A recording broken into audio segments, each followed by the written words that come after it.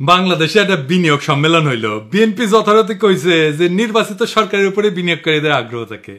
কথাটা আমির খসরু ভাই একেবারে ঠিক না। আমি বাংলাদেশের এক্সাম্পল দিই।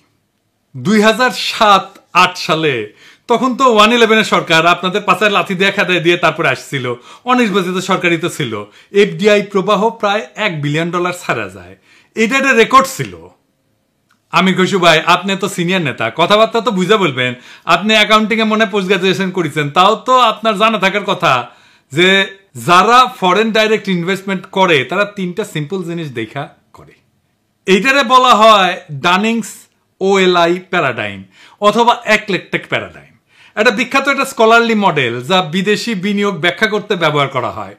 ওএলআই মানে হইতেছে ওতে ওনারশিপ অ্যাডভান্টেজ, কোম্পানির নিজস্ব প্রযুক্তি, ব্র্যান্ড, প্যাটেন্ট বা ম্যানেজমেন্ট দক্ষতা কেমন, এইটার উপরে ভিত্তি করে এই ওটা বিবেচনা করা হয়। এল হচ্ছে লোকেশন অ্যাডভান্টেজ, যে নির্দিষ্ট দেশের মানে যে দেশে বিনিয়োগ করতে যাচ্ছে সে দেশের ভৌগোলিক, অর্থনৈতিক, রাজনৈতিক, সামাজিক সুবিধা কি আছে সেটা দেখে।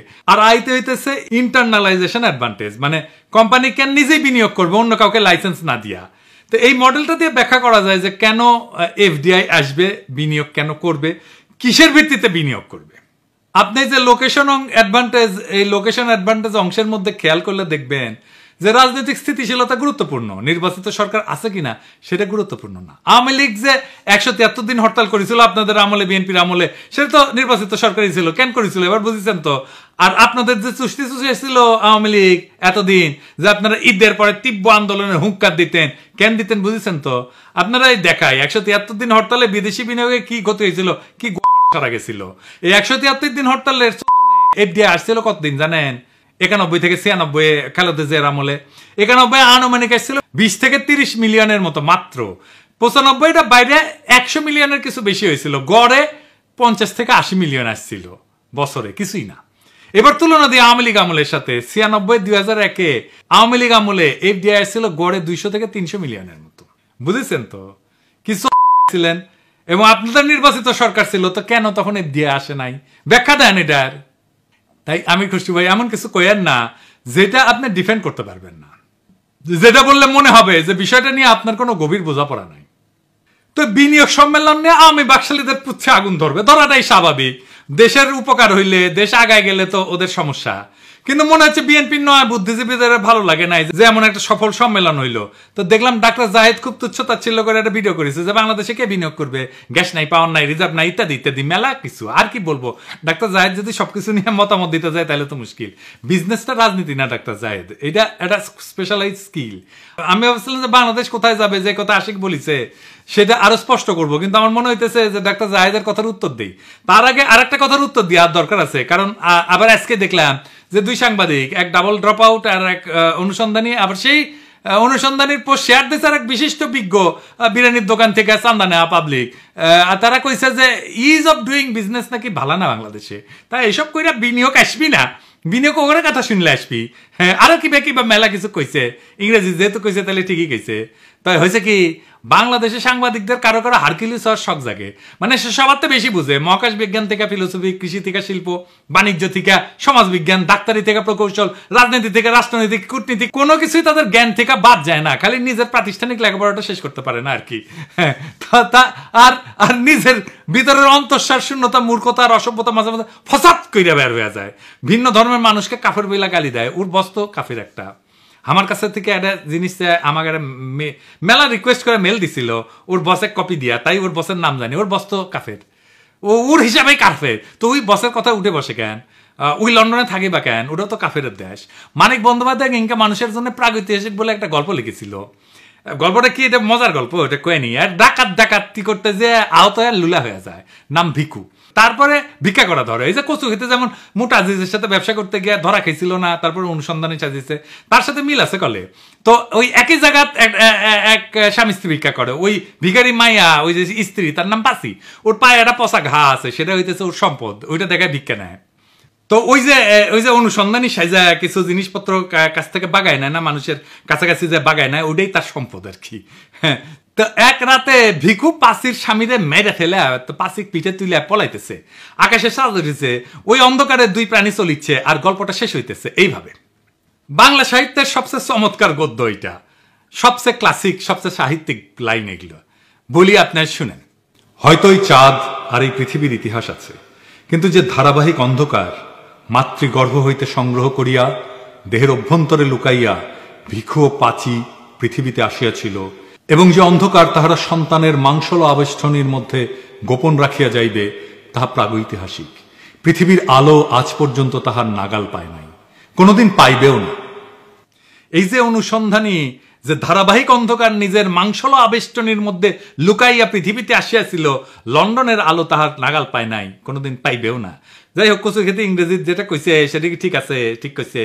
এই যে ইজ অফ ডুইং বিজনেস, এটা সূচক করতো বিশ্ব ব্যাংক 2021 সালে, এটা বন্ধ করে দেয়।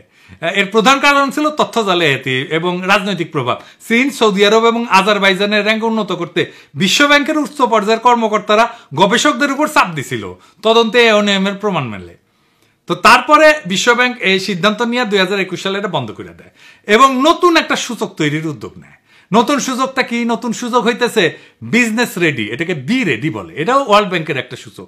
2024 সালে বিশ্বব্যাংক চালু করে এই বি রেডি, যা ব্যবসা পরিচালনা, পরিবেশ, সক্ষমতা পরিমাপ করে। এই 10টা সূচকের মাধ্যমে এটা মূল্যায়ন করে। যেমন ধরেন ব্যবসা শুরু, কর প্রদান, চুক্তি প্রয়োগ, বৈদেশিক বাণিজ্য, শ্রম নিয়োগ, সম্পত্তি রেজিস্ট্রেশন ইত্যাদি। বাংলাদেশের অবস্থান এই বি রেডিতে কত? বিশ্বব্যাংকের নতুন বি রেডি সূচকে বাংলাদেশ 50টা দেশের মধ্যে 29তম। উইজারে দেখাইছে 5 বছরে পুরানা। হ্যাঁ, 2020 সালে বাংলাদেশের অবস্থান ছিল 190টা দেশের মধ্যে 168তম। তো 50টা দেশের মধ্যে 29তম। এটা ভালো হয়েছে না খারাপ হয়েছে? ভালো হয়েছে, অনেক ভালো হয়েছে না? তো গুগল কইরা আর বুদ্ধিজীবিতা কত? বাংলাদেশে বিনিয়োগ আসবে, বিপুল বিনিয়োগ আসবে, কারণ বিনিয়োগ ডেস্টিনেশন হিসেবে বাংলাদেশের অনেক অ্যাডভান্টেজ আছে। আগামী 5 বছরে এই দেশে আপনি চিনতে পারবেন না। আমি একটা এক্সাম্পল দিই। আপনারা জানেন আমি মার্কেটিং এর লোক, আমি মার্কেট অ্যাক্সেসের লোক না। কোম্পানি নতুন কোন মার্কেটে কাজ শুরু করবে সেটা যারা সিদ্ধান্ত নেয়, এটা হইতেছে মার্কেট অ্যাক্সেসের লোক। আমার কোম্পানিগুলো বাংলাদেশে আসছে, মানে আমি যার জন্য কাজ করি, আমি যেটি চাকরি করি, আমার কোম্পানিগুলো কি কি জানেন তো? আমি যেটা গ্লোবাল মেডিকেল রিলেশনসে কাজ করি, অনেকে ভাবে আমি কসমেটিক্স নিয়ে কাজ করি। আমি কাজ করি ভিসি ল্যাবরেটরিজ, সেরাবে, স্কিনসিউটিক্যালস, লারোসপোজে আর স্কিন বেটার সায়েন্স নিয়ে। এই 5টা কোম্পানি আসছে, 5টা বাংলাদেশে। কত চাকরি হবে চিন্তা করেন। আমার এই টিমে রাখিছে যারা কাজ করিচ্ছে এটা নিয়ে। তো এই মার্কেট অ্যাক্সেস নিয়ে পড়াশোনা করার লাগিচ্ছে, পুরে পুরে বোঝা লাগিচ্ছে এই জিনিসটা কি। তো আর বাংলাদেশ কেন একটা অ্যাট্রাক্টিভ ডেস্টিনেশন তা বুঝতে পারছি। প্রথমে বলে নি, সব শিল্পে, সব বিনিয়োগে কি এনার্জি বা বিদ্যুতের প্রয়োজন হয় ডাক্তার জাহেদ? ইনফ্যাক্ট আগামী সম্পদ সৃষ্টি হবে এমন খাত থেকে যেখানে বিদ্যুতের প্রয়োজন বেশি নাই। এটা নিয়ে একটু পরে বিস্তারিত আলাপ করব। আলাপটা খুব ইন্টারেস্টিং হবে। আগে অন্য একটা জিনিস দেখে নি, বাংলাদেশে কেন বিনিয়োগ করবে প্রতিবেশী দেশের তুলনায় একজন বিনিয়োগকারী? আপনি যদি বিনিয়োগকারী হইতেন তাহলে আপনি কি করতেন? আসেন এটা একটু বুঝে দেখি। বাংলাদেশে কর ছাড়ের দীর্ঘমেয়াদ আছে। বাংলাদেশে প্রায়োরিটি সেক্টর যেটা নবায়নযোগ্য শক্তি, আইসিটি, ফার্মাসিউটিক্যাল 10 বছর করমুক্ত সুবিধা পায়। ভারত পাকিস্তানে সর্বোচ্চ 3 থেকে 10 বছর সেক্টর ভেদে। 2 নম্বর, রপ্তানিতে উচ্চ নগদ প্রণোদনা আছে। সফটওয়্যার রপ্তানিতে 20% নগদ প্রণোদনা, ভারতে 0.5 থেকে 4.3%, পাকিস্তানের 1 থেকে 5%। এসিজেড যেটা, সেখানে 100% বিদেশি মালিকানা সম্ভব। বাংলাদেশে কোন স্থানীয় পার্টনারের প্রয়োজন নাই। ভারতের নির্দিষ্ট সেক্টরে নিষেধাজ্ঞা আছে। নারী কেন্দ্রিক প্রণোদনা, 10% নারী কর্মী নিয়োগে 20% কর রেয়াত পাওয়া যায়। প্রতিবেশী দেশগুলোর মধ্যে বাংলাদেশই কেবল এই সুবিধা দেয়। গ্রিন এনার্জিতে বিশেষ সুবিধা, সোলার প্যানেল আমদানিতে 50% ভ্যাট ছাড়, নবায়নযোগ্য প্রকল্পে 10 বছর করমুক্ত। ভারত পাকিস্তানের ট্যাক্স হলিডে কম। আমরা তো জানি বন্ডেড ওয়্যার হাউসের সুবিধা আছে, রপ্তানিমুখী শিল্পের জন্য কাঁচামাল আমদানি শুল্কমুক্ত। ভারতে এটা আছে কিন্তু খুবই জটিল প্রক্রিয়া। শ্রম খরচ সাশ্রয়ী, ন্যূনতম মজুরি বাংলাদেশে $120 মাসে, ভারতে $220 মাসে, পাকিস্তানে $150। এসিজেড এ করের হার, এসিজেড ভিত্তিক শিল্পে কর 10 থেকে 12%, ভারতে এটা 15 থেকে 18%, পাকিস্তানে এটা 20 থেকে 30%। ফার্মাসিউটিক্যালসে যে এপিআই উৎপাদনের প্রণোদনা 10 বছর করমুক্ত, ভারতে এটা সীমিত সুবিধা। আপনি বিনিয়োগকারী হইলে কই বিনিয়োগ করতেন? ইন্ডিয়ায়, পাকিস্তানে না বাংলাদেশে? বাংলাদেশের তরুণদের আমি তাই তৈরি হইতে বলি, বাংলাদেশে কাজ খুঁজতে আসবে ইউরোপ থেকে। বাংলাদেশে এই জন্যই থামাইতে চায় ইন্ডিয়া, এই জন্যই প্রফেসর ইউনূসের সরাইতে চায় তাড়াতাড়ি আমাদের বিজ্ঞজনেরা, আমাদের পলিটিশিয়ানরা। বুঝাও 2025 থেকে 2041 পুরা বদলে যাবে বাংলাদেশ। কেমনে বদলাবে সেটা বলতেছি। এটা শুরুটা করে দিয়ে যাইতে হবে প্রফেসর ইউনূসকে, এটা ফাউন্ডেশন করে দিয়ে যেতে হবে। জিয়ার আমলে বাংলাদেশ কেন সমৃদ্ধি অর্জন করেছিল জানেন? জিয়া নিজে সৎ ছিলেন। প্রধান নেতা সৎ থাকলেই বাংলাদেশের জন্য একটা বড় নিয়ামত। বাংলাদেশের এলিটদের লুটপাট যদি বন্ধ হয় তাহলে দেশ আগায় যাবে। প্রধান নেতা সৎ হইলে লুটপাট বন্ধ হয়। দুনিয়াতে বাণিজ্য হয় সম্পদ সৃষ্টির জন্য। যে দেশের সম্পদ যত বেশি সে দেশ তত বেশি অর্থনৈতিকভাবে মজবুত। এই পৃথিবীর সম্পদ তৈরি এখন স্টিল বা সিমেন্টের উপর দাঁড়ায় তৈরি হয় না, ডেটা বা আইডিয়ার উপর দাঁড়ায় তৈরি হয়। 2025 থেকে 2041 এই সময়টা বাংলাদেশের জন্য ট্রানজিশনের যুগ। আমাদের এই সময় বাংলাদেশকে পুরা বদলাই দিতে হবে। কিভাবে বদলাবো? আমরা ব্যবসা বাণিজ্যের গ্লোবাল ট্রেন্ডকে বুঝা সেই ঢেউয়ের উপরে উঠে বসবো। শুধু অনুসরণ করলে হবে না, ট্রেন্ড সেটার হইতে হবে। চলেন এক আলাদা লেন্সে দেখি কেমনে আমরা বাংলাদেশের ইকোনমিক চেহারা বদলাই দেব। ডাক্তার জাহেদের প্রশ্নের উত্তর এখানে পাবো। আলোচনাটা জটিল মনে হইতে পারে, অসুবিধা নেই, সেলসালায়া বুঝে যাবেন। গ্লোবাল ইকোনমির 67% এখন সেবা, কিন্তু সেবা শব্দটা একটু বোঝা মুশকিল। বাংলাদেশে আমি এটা বলি যে এক্সপিরিয়েন্স ইকোনমি। এক্সপিরিয়েন্স ইকোনমিতে আমরা খুব সহজে ঢুকে পড়তে পারবো। কিভাবে? প্রথমে ধরেন আমরা ডিজিটাল নমাড হাব করব। নামটা অদ্ভুত লাগতেছে, আসেন এটা বুঝে দেখি ডিজিটাল নমাড হাব কি। ডিজিটাল নমাড হাব হইলে এমন একটা জায়গা, সেটা শহর হইতে পারে, গ্রাম হইতে পারে, নির্দিষ্ট স্থান হইতে পারে, যেখানে বিশ্বের বিভিন্ন দেশ থেকে আসা ডিজিটাল নমাডরা একসাথে কাজ করবে, বসবাস করবে। ডিজিটাল নমাড মানে কি? মানে হচ্ছে সেই সব মানুষ যারা ইন্টারনেটের মাধ্যমে অনলাইনে কাজ করে এবং এক জায়গা থেকে বিভিন্ন দেশে ঘুরে ঘুরে কাজ করে।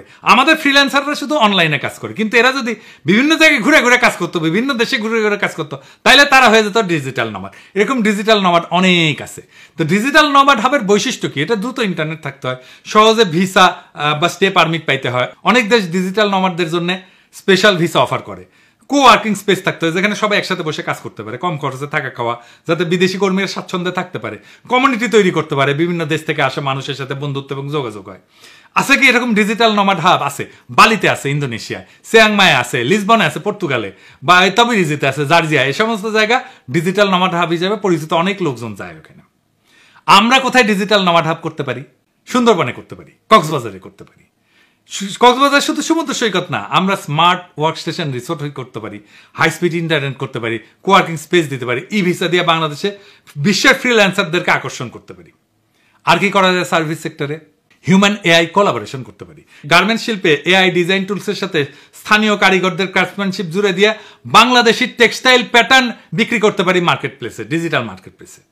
আর কি করতে পারি?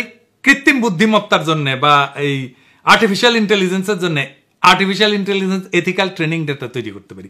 এটা আবার কি? কৃত্রিম বুদ্ধিমত্তার জন্য এআই ট্রেনিং ডেটা লাগে, এথিক্যাল ট্রেনিং ডেটা। কারণ এআই যেভাবে শেখে তার ভিত্তি হইল ট্রেনিং ডেটা, স্কুলে পড়ার মতো বা কলেজে পড়ার মতো। এই ডেটা যদি পক্ষপাত দুষ্ট হয়, অসম্পূর্ণ হয়, সাংস্কৃতিকভাবে অসংবেদনশীল হয়, তাহলে আর্টিফিশিয়াল ইন্টেলিজেন্সের সিদ্ধান্ত হবে ত্রুটিপূর্ণ, বৈষম্যমূলক বা ক্ষতিকর। এই এথিক্যাল ট্রেনিং ডেটার ন্যায্যতা নিশ্চিত করে। সব ধরনের মানুষকে, সব ধর্ম, ভাষা, লিঙ্গ, সংস্কৃতি, জাতিগত পরিচয়ের ভিত্তিতে যেন বৈষম্য না হয় সেই চেষ্টা করে, সংস্কৃতির প্রতি সম্মান জানায়। যখন এআই বিভিন্ন ভাষা বা সংস্কৃতির সাথে কাজ করে, তখন সেই সবে সঠিক ব্যাখ্যা এবং প্রেক্ষাপট জানা দরকার, নাহলে ভুল অর্থ বা অপমানজনক ফলাফল আসতে পারে। বিশ্বাসযোগ্যতা, মানুষ তখনই এআই এর উপরে আস্থা রাখতে পারে যখন তারা দেখবে এর ফলাফলে ন্যায্যতা, সহানুভূতি আছে, নৈতিকতা আছে। এথিক্যাল ডাটা সেই ভিত্তিটা কইরা দেয়। আইনি আর সামাজিক ঝুঁকিও কমান যায়। অনেক দেশে এখন এআই নৈতিকতা এবং জবাবদিহিতা নিয়ে আইন তৈরি হইতেছে। এথিক্যাল ডেটা ব্যবহার করলে ভবিষ্যতের আইনি জটিলতা এড়ানো যাবে। আর কি? স্থানীয় দক্ষতার মূল্যায়ন, বিভিন্ন ভাষা, সংস্কৃতি, ধর্ম এই সমস্ত বোঝার জন্য কাজের সুযোগ তৈরি হয়। যেমন বাংলা ভাষা, লোকজ সংস্কৃতি, এই সমস্ত লেবেলিং এর বিশেষজ্ঞরা আন্তর্জাতিকভাবে কাজ করতে পারেন। যারা কোরআনের তাফসির জানেন তারা কোরআনের তাফসির বলতে পারেন বাংলায়। এটা এথিক্যাল ট্রেনিং ডেটা হিসেবে যুক্ত হতে পারে। বাংলাদেশের সংস্কৃতি, বাংলাদেশের নৈতিকতা, বাংলাদেশের মূল্যবোধ, এইসব নিয়ে কোডিং, ট্যাগিং করে আমরা ট্রেনিং ডেটা তৈরি করতে পারি। আমরা যদি আমাদের কালচারকে প্রমিনেন্ট করতে চাই, বাঙালি মুসলমানের সংস্কৃতি, এমনকি ইসলাম ধর্ম, এমনকি বাংলাদেশের মূল্যবোধ, তাইলে আমরা এথিক্যাল ট্রেনিং ডেটা বানাইতে পারি। বিশাল বাজার এটার মার্কেট ইন্ডিয়া নেবে না, অন্য কেউ নেবে না, কারণ এটা তো আমাদের কাজ, এটা আমার জায়গা, আমিই মাস্টার এইখানে, বুঝছাও? এই এথিক্যাল এআই ট্রেনিং ডেটা এক্সপোর্টের সুযোগ আছে বিশ্বের বিভিন্ন দেশে। আপনি যদি বাংলা ভাষা, ইসলাম ধর্ম, লোকসঙ্গীত, ঐতিহ্য, সামাজিক প্রেক্ষাপট ভালো বোঝেন, তাহলে এই সাংস্কৃতিক উপাদানগুলো লেবেলিং, ট্যাগিং এবং শ্রেণীবিন্যাস কইরা আন্তর্জাতিক প্রযুক্তি সংস্থার কাছে এথিক্যাল ট্রেনিং ডেটা হিসেবে বিক্রি করতে পারবেন। এই কাজের মাধ্যমে একদিকে যেমন এআই কে সাংস্কৃতিক দৃষ্টিকোণ থেকে ন্যায্য, নৈতিক, এথিক্যাল, মানবিকভাবে গড়ে তুলতে সাহায্য করবেন, তেমনি এটা হইতে পারবে বাংলাদেশের জন্য একটা নতুন রপ্তানি খাত, সাংস্কৃতিক জ্ঞান ভিত্তিক ডেটা এক্সপোর্ট। 2 নম্বর তথ্য যা মনে রাখতে হবে তা হইতেছে ইনটেনজিবল অ্যাসেট বা অদৃশ্য সম্পদ। S&P 500 এর 90% মূল্য হতেছে অদৃশ্য। তাহলে বুঝে নিই এই S&P 500টা কি, এটার গুরুত্ব কি। S&P 500 হইতেছে স্ট্যান্ডার্ড অ্যান্ড পোর্স 500 ইন্ডেক্স। পোর মানে গরিব না আর কি, সহজভাবে বললে হইলে এটা একটা স্টক মার্কেটের সূচক। যা যুক্তরাষ্ট্রের সবচেয়ে বড় 500টা পাবলিক কোম্পানির শেয়ারের পারফরমেন্সকে একত্রে তুলে ধরে। সহজ ভাষায় যদি ব্যাখ্যা করে বলি, তাহলে ধরেন আপনি মার্কেটের সামগ্রিক অবস্থা জানতে চান, তখন আপনি প্রত্যেকটা কোম্পানি খবর না দেখে শুধু শীর্ষ 500টা বড় কোম্পানির অবস্থা দেখেন। যেমন ধরেন অ্যাপল, মাইক্রোসফট, গুগল, অ্যামাজন ইত্যাদি। এই 500টা কোম্পানির গড় ওঠানামা, মূল্যবৃদ্ধি বা হ্রাস একত্র করে S&P 500 সূচক তৈরি করা হয়। যখন এই সূচক বাড়ে তখন বোঝা যায় মার্কেট ভালো, কমলে বোঝা যায় বাজারে মন্দাভাব আছে। S&P 500 এর লিস্টেড থাকা মানে হইতেছে সেই কোম্পানি মার্কেট ভ্যালুতে বড়, লাভজনক এবং সাধারণ বিনিয়োগকারীর কাছে এর স্টক খোলা আছে। এই তালিকায় থাকা মানে কোম্পানিটা খুবই গুরুত্বপূর্ণ এবং স্থিতিশীল বলে বিবেচিত। অনেক ফান্ড, যেমন পেনশন ফান্ড বা মিউচুয়াল ফান্ড, এই সূচকের কোম্পানিগুলোতে বিনিয়োগ করে, যেগুলো এই যে S&P 500 আছে। এই S&P 500 বলতেছে যে পৃথিবীর 90% সম্পদ ইনটেনজিবল বা অদৃশ্য সম্পদ। মানে এটা বাড়ি, কারখানা, ছাপানো টাকা, এমনকি সোনা, ডায়মন্ড, রূপা, এই সমস্ত মতো না, দোকান, জায়গা জমির মতো না, এগুলো ধরা যায় না, ছোঁয়া যায় না। তাহলে বাংলাদেশের অদৃশ্য সম্পদ কি? বাংলাদেশের ইনট্যাঞ্জিবল অ্যাসেট হইতেছে এমন সম্পদ যেগুলো দেখা যাবে না, ছোঁয়া যাবে না, কিন্তু অর্থনৈতিক মূল্য আছে এবং দেশের প্রবৃদ্ধি এবং পরিস্থিতিতে ভূমিকা রাখে। এগুলো ব্যক্তি, প্রতিষ্ঠান বা পুরো দেশের ক্ষেত্রে প্রযোজ্য হতে পারে। আমাদের ভাষা, ধর্ম, নকশিকাথা, আমাদের ঐতিহ্য, আমাদের মূল্যবোধ, মুসলিমের স্মৃতি, জামদানি, কৃষাপাত, open source coding community, Bangla content, professor Yunus, online activist, প্রবাসী ডায়াসপোরা, আমরা সবাই ইনটেনজিবল অ্যাসেট। আমরা ডিজিটাল হেরিটেজ লাইব্রেরি করতে পারি, 3D স্ক্যানিং করে প্রত্নতত্ত্ব, ঐতিহ্যবাহী পোশাক ডিজিটালাইজেশন করতে পারি, NFT আর্ট মার্কেট করতে পারি। এই NFTটা তাইলে কি, এটা কিভাবে কাজ করবে? NFT মানে হইতেছে নন ফাঞ্জিবল টোকেন। এইটার আর্ট তৈরি করার একটা দুর্দান্ত উপায় দেশের সংস্কৃতি, ঐতিহ্য, ব্র্যান্ড ভ্যালু বিশ্ববাজারে তুলে ধরা। এটা শুধু অর্থ উপার্জনের জন্য না, বরং জাতীয় পরিচয়কে গ্লোবাল করার একটা স্মার্ট মাধ্যম। আর একটু বিস্তারিত বুঝে দেখি। প্রথমে NFT আর্ট মানে কি? NFT আর্ট হলো ডিজিটাল আর্টের একটা ইউনিক কপি, যা ব্লকচেনে নিবন্ধিত থাকে, যেমন digital painting, video clip, music, কবিতা, এমনকি GIF, যেটা। বাংলাদেশের ইনটেনজিবল অ্যাসেট দিয়ে NFT মানে কি কি বানাইতে পারি? সংস্কৃতি, লোক কাহিনী থেকে অনুপ্রাণিত ডিজিটাল আর্ট বানাইতে পারি। জামদানি বা নকশিকাতা ডিজাইন আধুনিক রঙে রিইমাজিন করে আমরা বানাইতে পারি। পয়লা বৈশাখের শোভাযাত্রা, 21শে ফেব্রুয়ারি, 24শের বর্ষা বিপ্লব, এই বিপ্লবের গ্রাফিতি, ভিডিও ক্লিপ, বৈশাখী মেলা, এসব থিমে NFT প্রিন্টিং করতে পারি, অ্যানিমেশন করতে পারি। লোক কাহিনী, পুরাণ, নকশিকাতার মাত, বেহুলা লক্ষিন্দর নিয়ে ডিজিটাল ইলাস্ট্রেশন করতে পারি। ঐতিহাসিক মুহূর্ত বা ব্যক্তি, বর্ষা বিপ্লবের অ্যানিমেটেড ক্লিপ, অডিও আর্ট, বর্ষা বিপ্লবের পোস্টার ডিজাইন NFT করতে পারি।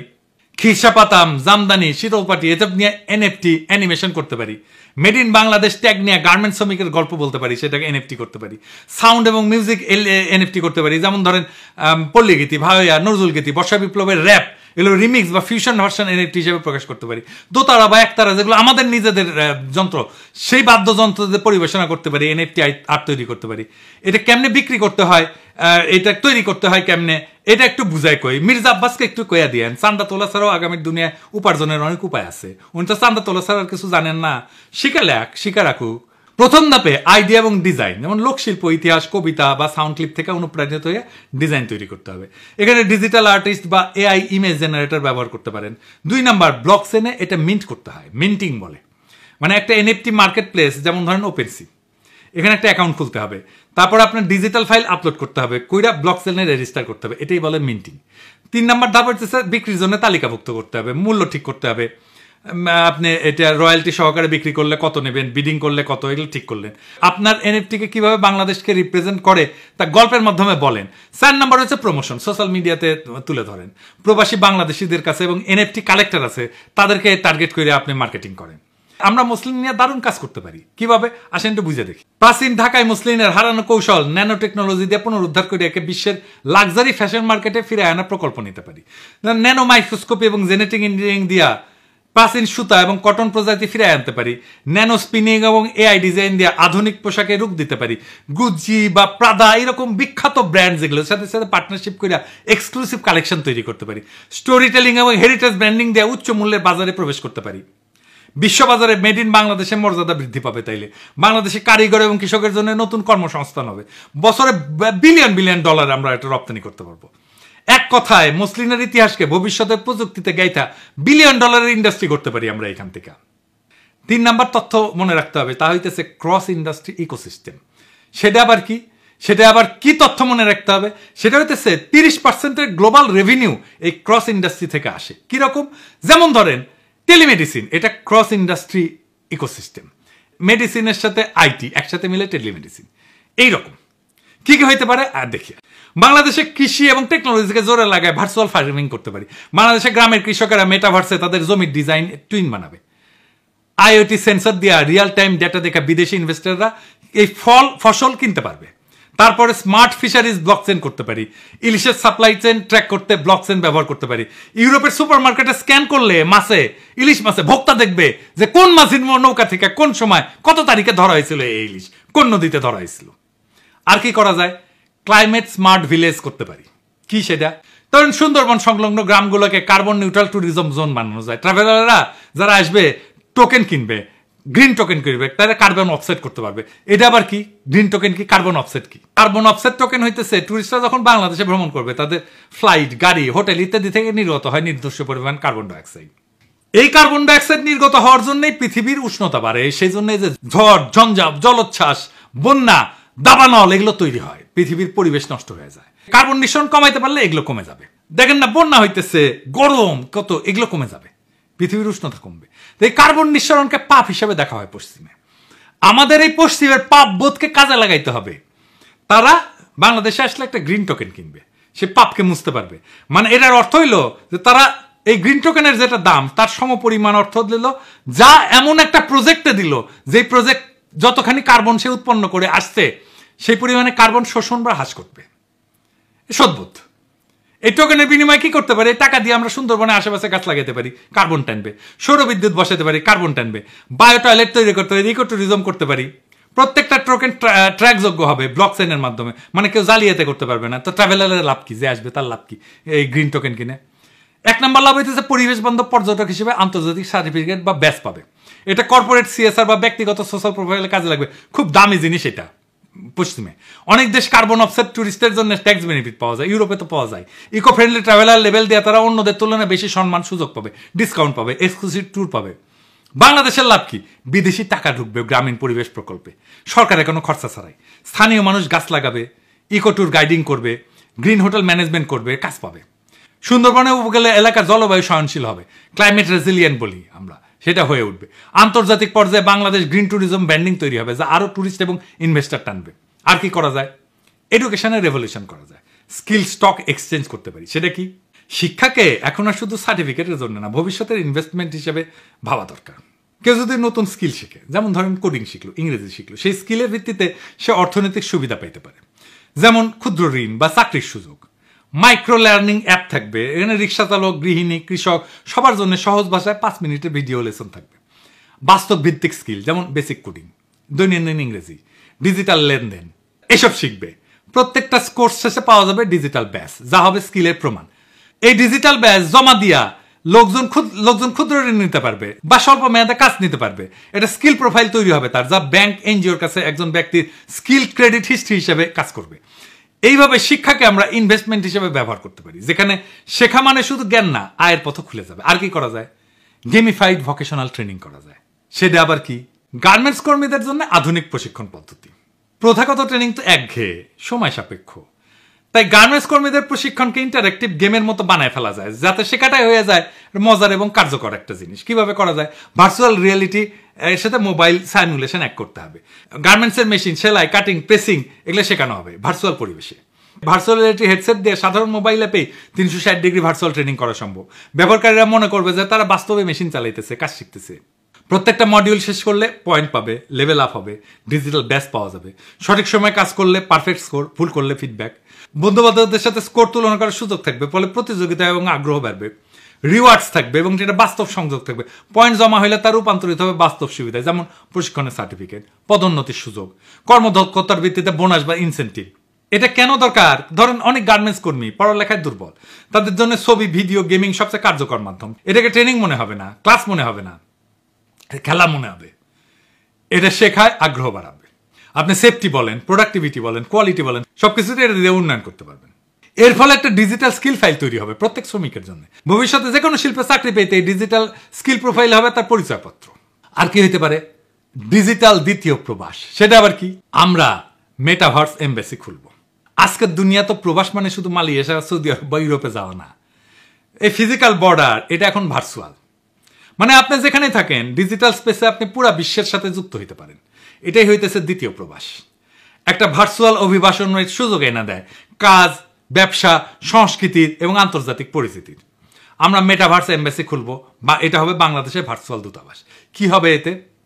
বাংলাদেশের ওই মেটাভার্স এমবাসিতে ডিজিটাল প্যাভিলিয়ন থাকবে, সেখানে থাকবে আমাদের ব্যবসা, সংস্কৃতি, স্টার্ট আপ এবং উৎসবের ভার্চুয়াল ঠিকানা। এখানে কালচারাল ইভেন্টস থাকবে লাইভ এবং ভার্চুয়াল।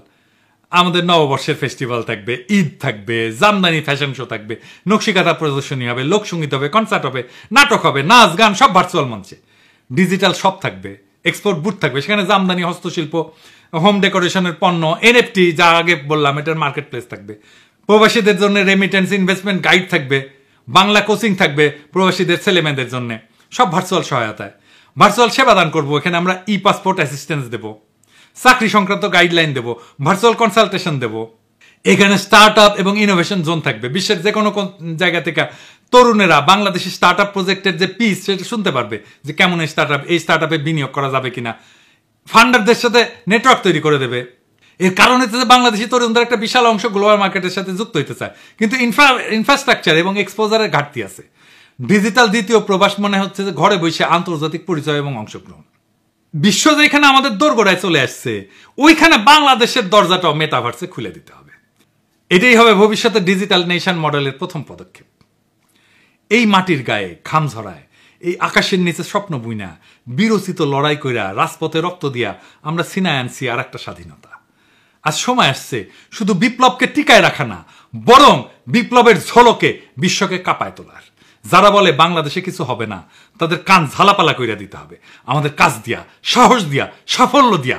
যারা বলে গ্যাস নাই, বিদ্যুৎ নাই, রাজনীতি অস্থির, তাদের বলতে হবে আমাদের বুদ্ধি আছে, সৃজনশীলতা আছে, আছে বুকের মধ্যে আগুন, অবিনাশী আগুন।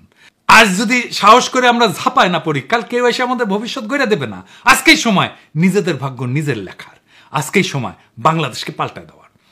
আমরা সস্তা শ্রমিকের জাতি হিসাবে পরিচিত হব না, আমরা হব সৃজনশীলতার সৈনিক, প্রযুক্তির যোদ্ধা, অর্থনীতির স্থপতি। আমরা সেই জাতি যারা একদিন বলবে এই ডিজিটাল সিল্ক রোডের নতুন কাফেলা শুরু হয়েছিল কক্সবাজারের বালুতে পা রাইখা। আমরা এনএফটি বানাবো, মুসলিম ফেরত আনবো, এথিক্যাল এআই ডাটা এক্সপোর্ট করবো, ভার্চুয়াল দূতাবাস বানাবো, আর পুরা দুনিয়াকে দেখাবো বিপ্লবোত্তর বাংলাদেশ কাকে বলে। 2041 আসবে, আমরা চাই বা না চাই, সবার জন্য আসবে, পৃথিবীর সবার জন্য আসবে। কিন্তু ইতিহাস লিখবে কেবল তারাই যারা এখন থেকে লড়াই শুরু করবে, প্রস্তুতি নেবে।